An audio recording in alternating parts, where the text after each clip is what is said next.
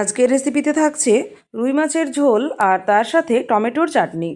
আসসালামু আলাইকুম ফ্রেন্ডস, কেমন আছো সবাই? আশা করি আমার ভিডিও তোমরা যে যেখান থেকে দেখছো সকলেই খুব ভালো আছো ও সুস্থ আছো। আমার চ্যানেলে যারা আজকে নতুন তারা অবশ্যই আমার চ্যানেলটাকে সাবস্ক্রাইব করে দেবে, আর যারা প্রথম থেকেই আমার পাশে আছো তাদেরকে আমি অসংখ্য ধন্যবাদ জানিয়ে আমার ভিডিওটা শুরু করছি। আর সাবস্ক্রাইবের পাশাপাশি তোমরা পাশের বেল আইকনটিও প্রেস করে দেবে, যাতে আমার নিত্য নতুন ভিডিও নোটিফিকেশান সবার আগে তোমাদের কাছে পৌঁছে যায়। তো চলো আর বেশি কথা বলাবো না, মূল রেসিপিতে চলে যাই। তো প্রথমে এই যে টমেটোগুলো, এগুলোকে আমি কেটে নেব। যেহেতু জলে দেওয়া আছে, ভালোভাবে ধুয়ে আমি কেটে পরিষ্কার করে নেব। তো এইদিকে আমার কিছুটা কাটাও হয়ে গেছিলো, তো সেটাই আমি তোমাদের দেখাচ্ছি। চলো বাকি টমেটোগুলো এবার কেটে নেব। তো আমার সমস্ত টমেটোগুলোকে কেটে নেওয়া হয়ে গেছে। তো এবার টমেটোটা বানানো হবে। তো এই রান্নাটা আমি করছি না, আমার আপু করছে। তো আমি টমেটোগুলোকে কেটে দিলাম। তো প্রথমে কড়াইয়ে তেল দেওয়া হলো, তেল গরম হয়ে গেলে এখানে দিয়ে দেওয়া হলো 5 ফোড়ন, তার সাথে 2টো তেজপাতা দেওয়া হলো আর কিছু পরিমাণ রসুন এখানে দিয়ে দেওয়া হলো। তো সমস্ত উপকরণগুলোকে একসাথে খুব ভালোভাবে নেড়ে চেড়ে দিতে হবে, আর ততক্ষণ নাড়তে হবে যতক্ষণ না রসুনের একটা কাঁচা গন্ধ চলে যায় আর রসুনের কালারটা চেঞ্জ হয়ে ব্রাউন কালার চলে আসছে। তো দেখো রসুন ভাজা হয়ে গেছে, এবার টমেটোগুলোকে দিয়ে দেওয়া হলো। টমেটোগুলো দিয়ে দেওয়ার পর খুব ভালোভাবে সমস্ত উপকরণের সাথে মিশিয়ে দিতে হবে আর খুব ভালো মতো করে নেড়ে দিতে হবে। তো এইভাবে কিছুক্ষণ একটু নেড়ে দেবে, আর তারপরে এখানে পরিমাণ মতো লবণ দেওয়া হবে। তো দেখো এখানে 3 চামচ মতো লবণের প্রয়োজন হয়েছিল, যেমন টমেটোর পরিমাণ তেমনটাই তোমরা লবণ দিয়ে দেবে। তো যদিও টমেটো চাটনি আমরা মোটামুটি সকলেই বানাতে পারি, তারপরেও দেখো আমাদের বাড়িতে কিভাবে বানানো হয়। তো এইভাবে কিছুক্ষণ নেড়ে দেওয়ার পর আবারও এখানে দিয়ে দেওয়া হলো হলুদ গুঁড়ো। আর হলুদ গুঁড়ো দেওয়ার পরে আবারও টমেটোগুলোকে ভালোভাবে নেড়ে দিচ্ছে। আর এভাবে কিছুক্ষণ নেড়ে চেড়ে দেওয়ার পর একটা ঢাকনা দিয়ে ঢেকে দেওয়া হবে। তো টমেটোটা এদিকে হতে থাক, আর অন্যদিকে চলো মাছটা দেখিয়ে দিই।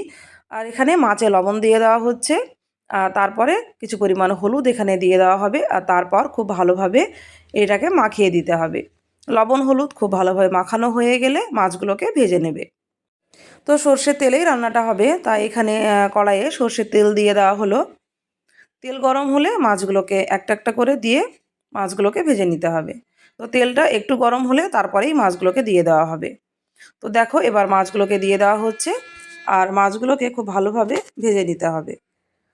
তো ভিডিওটা যদি তোমাদের এতক্ষণ দেখে ভালো লেগে থাকে অবশ্যই একটা লাইক দিয়ে তারপরে তোমরা কন্টিনিউ করবে।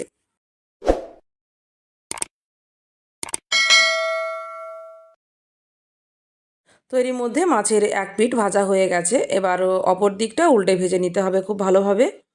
আর মাছগুলোকে একটু লাল লাল করেই ভেজে নিচ্ছে। তো এরই মধ্যে মাছ ভাজাগুলোও হয়ে গেল, আর এবার মাছগুলোকে তুলে নেওয়া হচ্ছে। আর বাকি যে মাছগুলো আছে ওগুলোকেও এবার দিয়ে একটা একটা করে ভেজে নিতে হবে।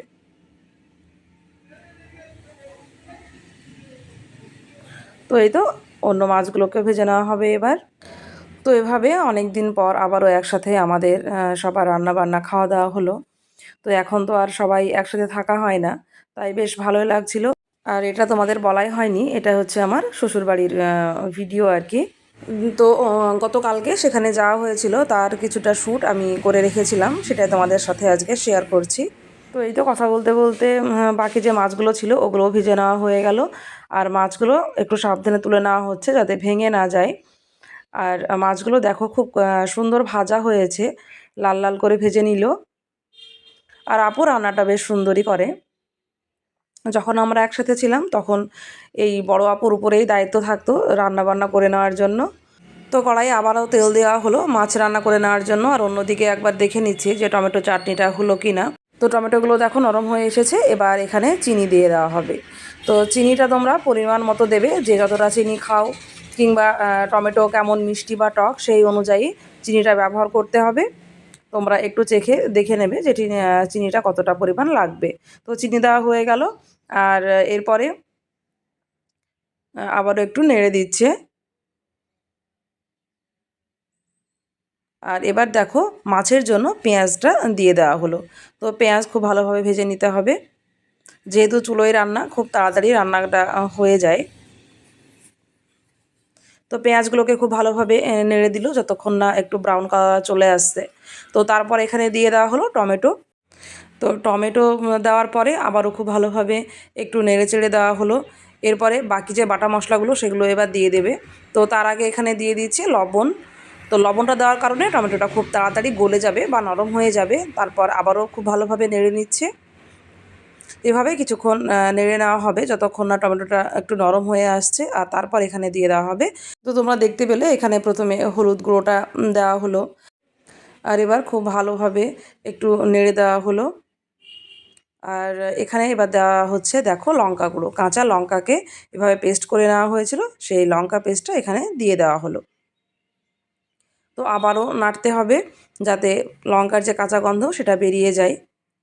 মশলা তোমরা যত কষিয়ে রান্না করবে ততই কিন্তু রান্নার স্বাদ বেশি ভালো হবে। এবার বাটা মশলা দেওয়া হলো, জিরে বাটা দেওয়া হলো এখানে, আর এরপর আবারও একটু কিছুক্ষণ নেড়ে দেবে। তারপর আদা ও রসুন বাটা এখানে দিয়ে দেওয়া হলো। তো এবার সমস্ত মশলা দেওয়ার পর খুব ভালোভাবে মশলাটাকে আবারও কষিয়ে নেবে। তো 2 থেকে 3 মিনিট মশলাটা ভালোভাবে কষিয়ে নিতে হবে যাতে সমস্ত মশলা ভালোভাবে মিশে যায় আর সমস্ত মশলার যে কাঁচা গন্ধ ওটা সহজে বেরিয়ে যায়। তো যখন মশলা তেল ছেড়ে দেবে দেখে আশা করি বুঝতে পারছো, তখন হালকা একটু জল দিয়ে দেওয়া হলো মশলাটাকে কষিয়ে নেওয়ার জন্য, না হলে তলায় লেগে যেতে পারে। তারপর যখন পুরোপুরি মশলাটা কষানো হয়ে যাবে, তারপরে যে মাছের জন্য যতটুকু ঝোল রাখা হবে ততটুকু জল এখানে দিয়ে দিতে হবে। তো খুব বেশি ঝোলটা আজকে দেওয়া হচ্ছে না। তো এই তো এইটুকু পরিমাণ জল দেওয়া হলো মাছের জন্য। আর এবার জলটাকে ফুটতে দিতে হবে। তো কিছুক্ষণ জাল করার পর যখন ফুটতে শুরু করবে তখনই এই যে মাছগুলো এখানে দিয়ে দেওয়া হবে।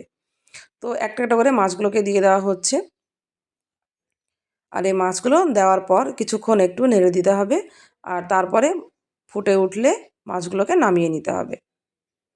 তো একটু ঝোলটা এভাবে নেড়ে দেওয়া হলো যাতে মাছগুলো ভালো মতো ঝোলের সাথে ডুবে যায় আর কি। তো এভাবে কিছুক্ষণ ফুটতে দিতে হবে, তারপরেই মাছ রান্নাটা হয়ে যাবে। আর ওই দেখো পাশের যে চুলো আছে ওখানে টমেটো চাটনিটা হচ্ছে। আর এবার মাছটা ফুটে গেছে, ভালোভাবেই ফুটে গেছে, আর মাছ রান্নাটা হয়ে গেছে। এবার মাছটাকে ঢেলে নেওয়া হচ্ছে।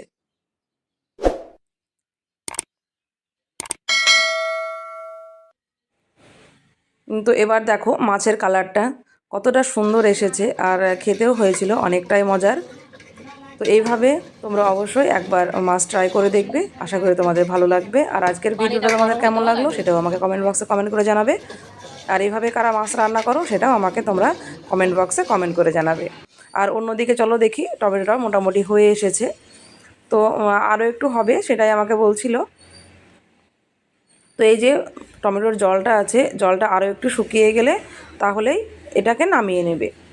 তো এইভাবেই কিছুক্ষণ নাড়তে হবে, আর নাড়ার পর একটু ভালোভাবে জাল দিয়ে জলটাকে শুকিয়ে নিতে হবে। তো এইভাবে তোমরাও রান্নাগুলোকে একবার ট্রাই করে দেখবে, আশা করি তোমাদের ভালো লাগবে।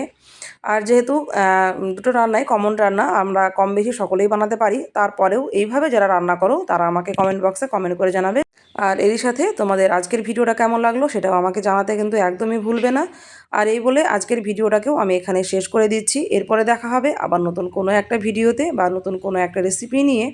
ততক্ষণ তোমরা সকলে ভালো থাকবে ও সুস্থ থাকবে। আমার ভিডিওগুলো ভালো লাগলে বেশি বেশি করে শেয়ার করে দেবে।